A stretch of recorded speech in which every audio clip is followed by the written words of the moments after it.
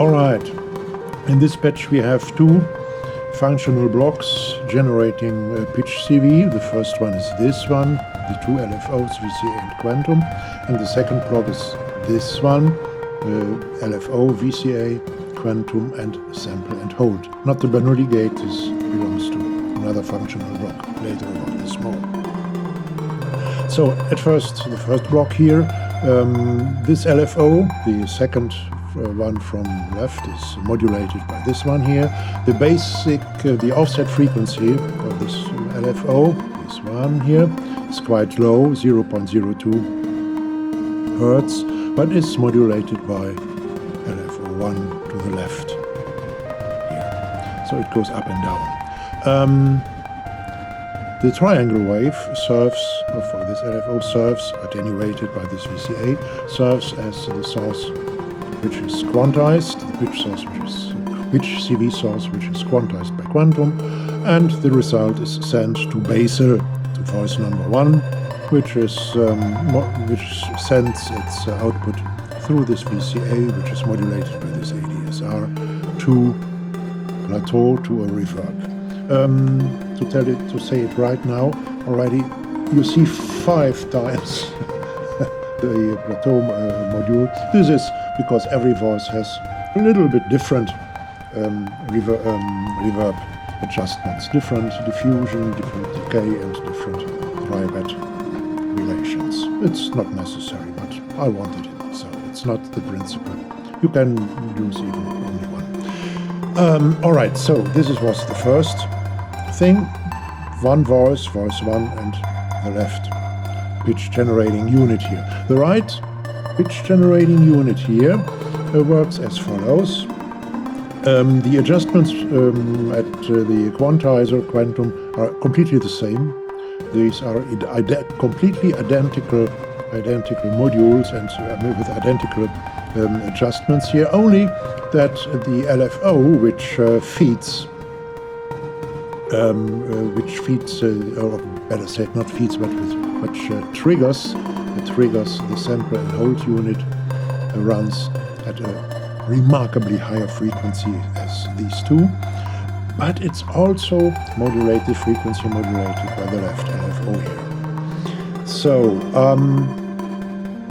So Quantum gets its input from this LFO here, the same as with this Quantum here, and therefore we get the same output, the same development, the same pitches from this quantizer as we got from this one.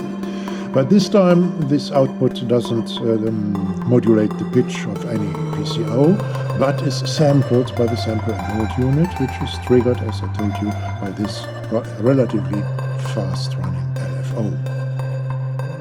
The output of the sample and hold unit triggers the pitch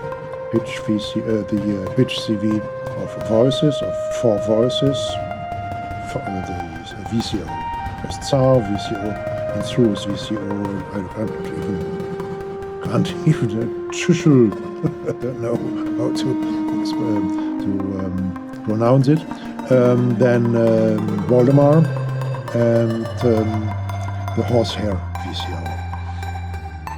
2 outputs go to 2 voices, and 2 inverted outputs go to the other 4 voices. So we get notes from the, let's say, basic melody into the other 4 voices, but we don't hear all the notes. We don't hear this basic melody 3 times, 1 times, 2 times, 3 times, and reversed the other 2 times here. Reversed because of the inverted output. It was inverted, but not reversed. We hear only single tones, and quite often repeated, because the phase tsar, the instrual VCA, Voldemort, and horsehair send their sounds through VCA, which is modulated by an ADSR. And this ADSR gets, or these ADSRs, all four, this one, this one, this one, and this one, get their gate signals from Bernoulli gates. Now we have two Bernoulli gates here, and so we have four outputs, A, B, and AB here, and they work independently. And so we hear always only one or sometimes two, depends on how much decay we have and how fast the LFOs are running at the moment. You remember they are both, this one and this one, modulated by this one here. So we hear these pings and repeated pitches from these four voices, these four VCOs. And each of them is sent through a reverb unit here, which, as I said, has slightly different adjustments for each voice. Yeah, and then of course it goes to the main mixer, and then to the main audio out here. Yeah, that's the patch.